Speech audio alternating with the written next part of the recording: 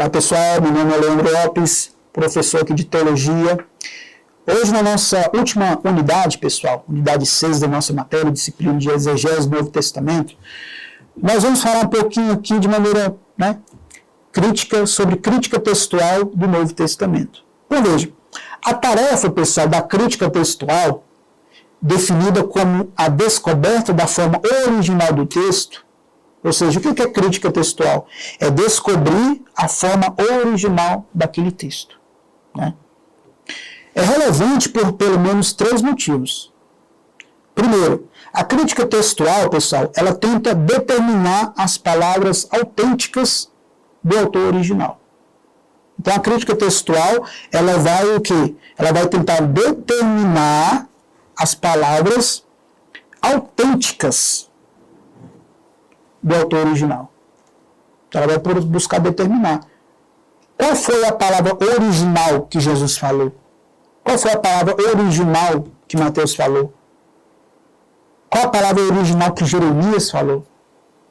Então, esse é um dos métodos, uma das formas, dos motivos do estudo da crítica textual. É determinar as palavras autênticas do autor original.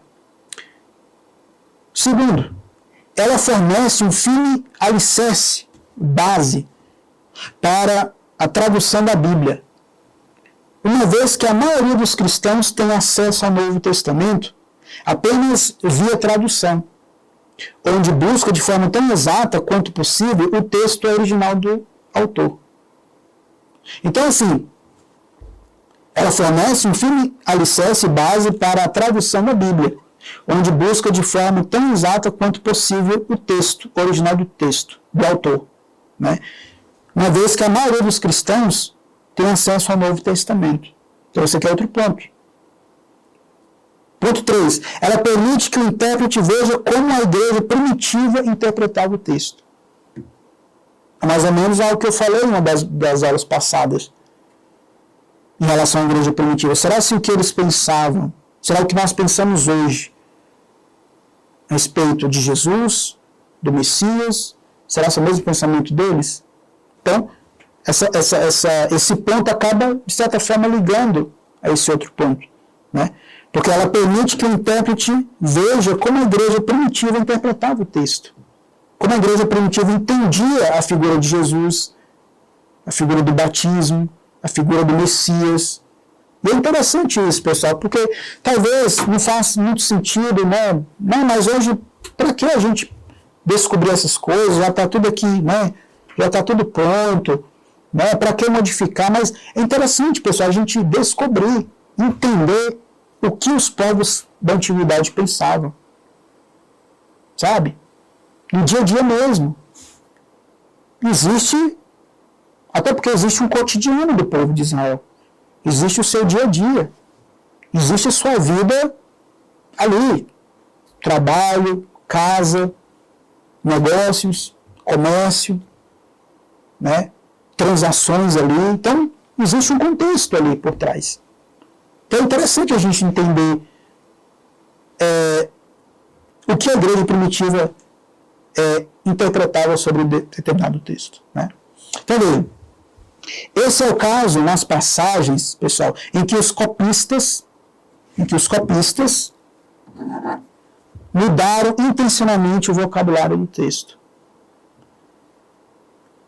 Então, esses homens aqui, os copistas, pessoal, eles vão ser aquelas pessoas que vão estar ali ou acrescentando algo, que é chamado geralmente de glossa, que é um acréscimo ali, uma palavra que vai servir de acréscimo, talvez para ficar melhor o entendimento ali da passagem, né?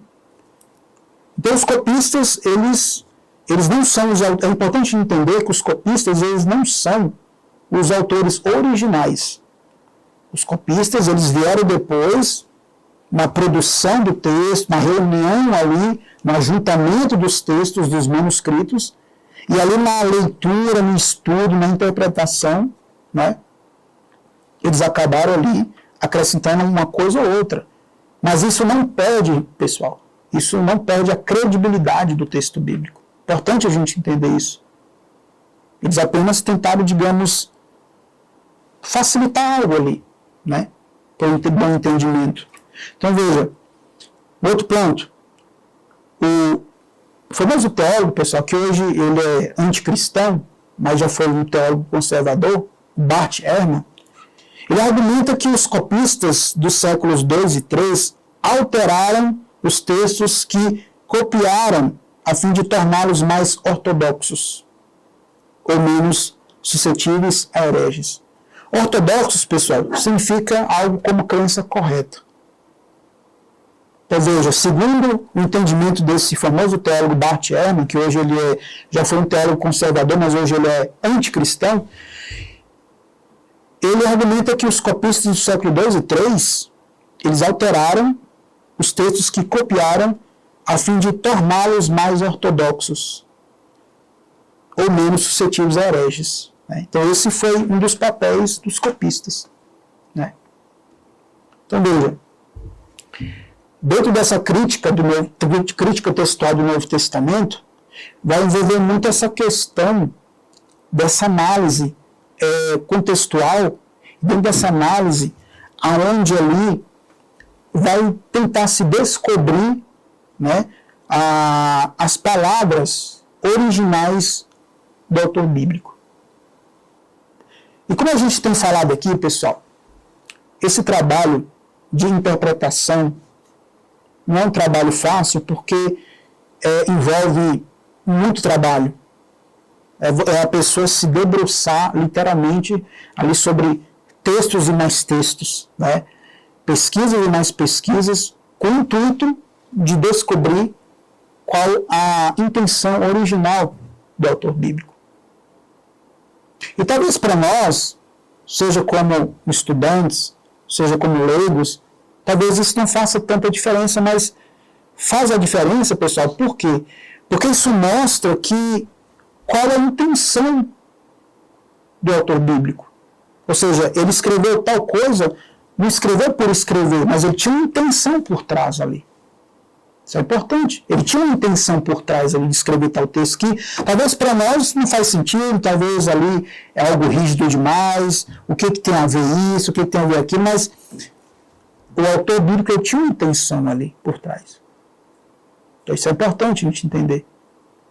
Então a crítica textual ela vai trabalhar dentro disso. E um dos pontos, né, aqui é se descobrir as palavras autênticas do autor original.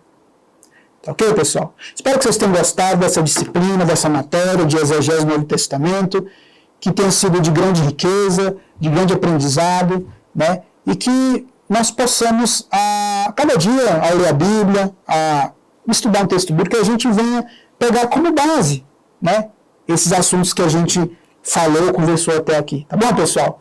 Até a próxima.